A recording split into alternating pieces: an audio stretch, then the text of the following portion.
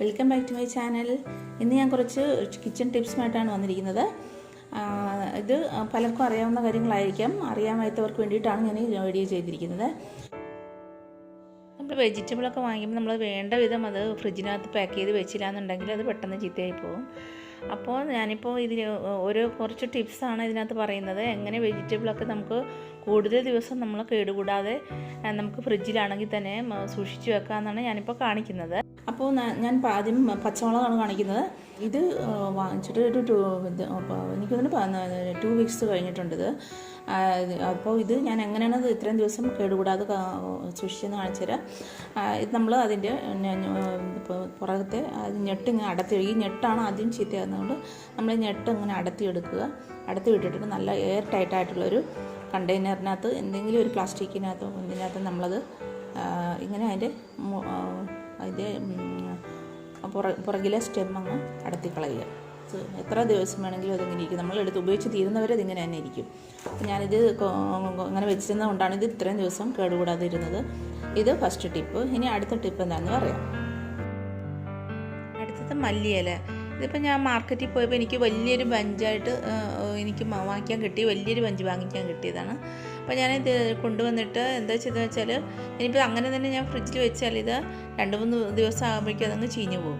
ഞാനത് ചെയ്തത് ആദ്യം അത് കൊണ്ടുവന്നിട്ട് അതിൻ്റെ ഇലകളെല്ലാം കിള്ളി അങ്ങ് എടുത്തു. എന്നിട്ട് ഇതുപോലെ ഞാൻ ഇലകൾ മാത്രം കിള്ളി എടുത്തു. അത് കഴിഞ്ഞിട്ട് ഞാൻ ഒരു പ്ലാസ്റ്റിക് ബാഗ് എടുത്തിട്ട് അതിൽ ഫുള്ള് നിറച്ചു. എന്നിട്ട് നമുക്ക് എങ്ങനെ വേണമെങ്കിലും അത് ഒന്നിലേക്ക് ഇങ്ങനെ മടക്കി വയ്ക്കാം. ഒട്ടും എയർ കടക്കാത്ത തരത്തിലത് മടക്കി വയ്ക്കാം. അതല്ല എന്നുണ്ടെങ്കിൽ നമുക്ക് റോള് ചെയ്തും വയ്ക്കാം. റോൾ ചെയ്ത് വെച്ച് അതിനകത്ത് ഒരു റബ്ബർ ബാൻഡ് കൂടി ഇട്ട് ഒട്ടും എയർ കടക്കാതെ നമുക്ക് സൂക്ഷിച്ച് വെച്ചാൽ എത്ര ദിവസം വേണമെങ്കിലും അത് നമുക്കിത് തീരുന്ന വരെ തന്നെ നമുക്ക് കേടുകൂടാതെ ഫ്രഷായിട്ട് തന്നെ നമുക്ക് ഉപയോഗിക്കാൻ പറ്റും. അല്ല ചെറിയ ബാഗെന്നുണ്ടെങ്കിൽ നമുക്ക് അത് ഇങ്ങനെയും വയ്ക്കാം. അല്ലെങ്കിൽ നമുക്ക് അത് ചെറിയൊരു ബാഗ്, ഇതിപ്പോൾ ഒത്തിരി വലിയ ബാഗ് വരുന്നുണ്ട്. അപ്പോൾ ചെറിയ ബാഗാണെങ്കിൽ നമ്മൾ അതിനകത്തേക്ക് ഇട്ടിട്ട് അതിൻ്റെ അറ്റം കെട്ടി വെച്ചാലും മതി. അതിൻ്റെ അറ്റത്ത് റബ്ബർ ബാൻഡ് ഇട്ടാലും മതി. എയർ കിടക്കാതെ ഇരുന്നാൽ മാത്രം മതി. നമുക്ക് എത്ര ദിവസം വേണമെങ്കിൽ ഫ്രഷായിട്ട് ഇത് യൂസ് ചെയ്യാൻ സാധിക്കും. ഇതാണ് നെക്സ്റ്റ് ടിപ്പ്. ഉണ്ടോ? ഇതിപ്പോൾ ഞാൻ ഫ്രിഡ്ജിൽ വയ്ക്കാൻ പോവുകയാണ്. സേഫായിട്ടിരുന്നോളൂ. ഇനി വെളുത്തുള്ളി നമുക്ക് ഫ്രീ ആയിട്ടിരിക്കുന്ന സമയത്തൊക്കെ നമ്മൾ വെളുത്തുള്ളി ഇങ്ങനെ ക്ലീൻ ചെയ്തിട്ട് ഇങ്ങനെ ഒരു ഡപ്പയ്ക്കകത്ത് എയർ ടൈറ്റായിട്ട് അടച്ചു വെച്ചാൽ മതി.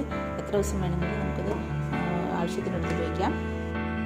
അതുപോലെ ഇഞ്ചി നമ്മൾ ഇതുപോലെ ക്ലീൻ ചെയ്ത് വെച്ചാൽ നമുക്ക് കുറേ ദിവസത്തെ കേടുകൂടാതെ സൂക്ഷിക്കാൻ. നമുക്ക് ഇതുപോലെ തന്നെ ഇതുപോലെ ഒരു ഡപ്പയ്ക്കകത്തിട്ട് അടച്ചു വയ്ക്കണം.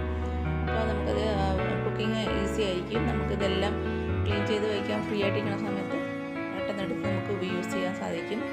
അതാണ് വേറൊരു ടിപ്പ്. ഇനി വെജിറ്റബിൾസ്. എല്ലാ വെജിറ്റബിൾസും നമ്മൾ ഇതുപോലെ പ്ലാസ്റ്റിക്കിനകത്തിട്ട് അതിൻ്റെ അറ്റം നമുക്ക് റബ്ബർ ബാൻഡ് ഇട്ട് നമ്മൾ ഫ്രിഡ്ജിനകത്ത് വെച്ചാൽ നമുക്ക് എല്ലാം നല്ല ഫ്രഷായിട്ടിരിക്കും. വാങ്ങിച്ചതുപോലെ തന്നെ ഫ്രഷായിട്ടിരിക്കും. ഇത് എല്ലാവർക്കും അറിയാവുന്നൊരു ടിപ്പാണ്. തേങ്ങ ചിരണ്ടാൻ ബുദ്ധിമുട്ടുള്ളവർക്ക് വേണ്ടിയിട്ടാണ് ഈ ടിപ്പ്. തേങ്ങ ചിരണ്ടാൻ എല്ലാവർക്കും ബുദ്ധിമുട്ടാകുന്നതാണ്. പെട്ടെന്ന് നമ്മൾ ജോലിയുടെ ഇടയ്ക്ക് ചെയ്യുമ്പോൾ ഭയങ്കര ബുദ്ധിമുട്ട് തന്നെയാണ്. എൻ്റെ ആണെങ്കിൽ തേങ്ങ ചിരണ്ടുന്നത് ഇവിടെ വളരെ നാട്ടിലെ പോലത്തെ അല്ല, ഭയങ്കര ബുദ്ധിമുട്ടുള്ള ഒരു ഇൻസ്ട്രുമെൻ്റാണ് അവിടെ ഇരിക്കുന്നത്. അത് പെട്ടെന്ന് ചിരണ്ടാൻ പറ്റാത്ത തരത്തിലുള്ള. ഞാനിങ്ങനെ ചെയ്യുന്നത്, ഞാനിങ്ങനെ കൊത്തിയെടുക്കും.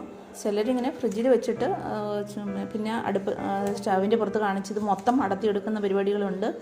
അങ്ങനെ വേണമെങ്കിൽ ചെയ്ത് നോക്കാം. ഇതിപ്പോൾ ഞാനിങ്ങനെ ചെയ്യുന്നത്, എനിക്ക് ആവശ്യത്തിനുള്ള തേങ്ങ ഞാൻ കൊത്തിയെടുത്തിട്ട് മിക്സറിൻ്റെ ജാറിനകത്തിട്ട് ഒന്നടിച്ചാൽ അത് പെട്ടെന്ന് തേങ്ങയായിട്ട് അത്രയും തേങ്ങയായിട്ട് നമുക്ക് ചിരണ്ടുന്ന അത്രയും സമയം ലാഭിക്കാം. ഇത് പെട്ടെന്ന് കൊത്തിയെടുക്കാൻ വലിയ ബുദ്ധിമുട്ടില്ലല്ലോ. അപ്പോൾ അത് അങ്ങനെ ചെയ്യാറുണ്ട് ഞാൻ. ഇപ്പം ഞാനിത് തേങ്ങ കൊത്തിയെടുത്തത് ഞാൻ മിക്സറിൽ അടിച്ച് കൊണ്ടുവരാം.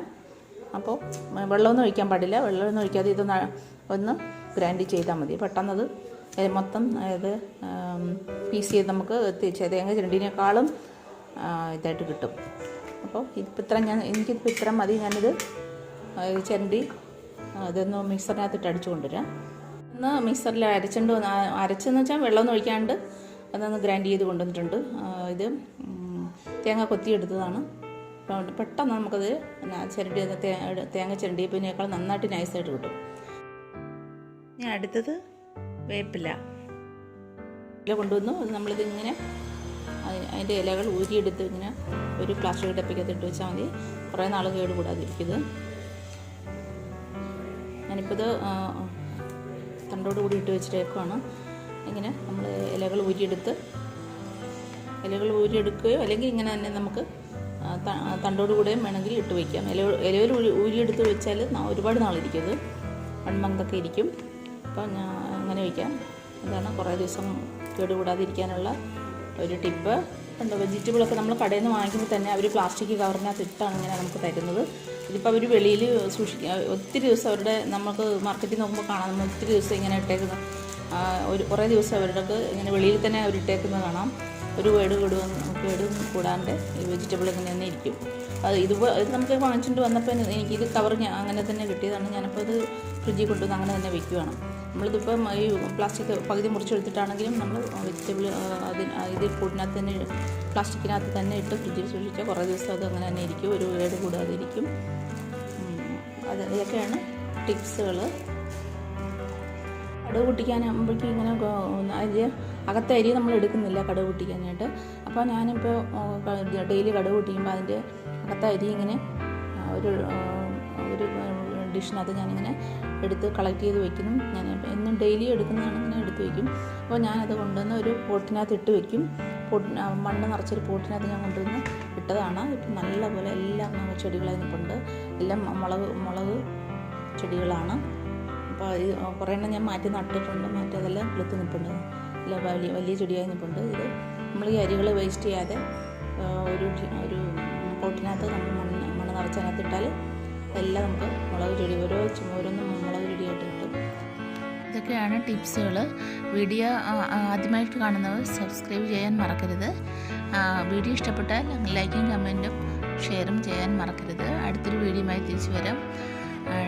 Till then, take care and bye.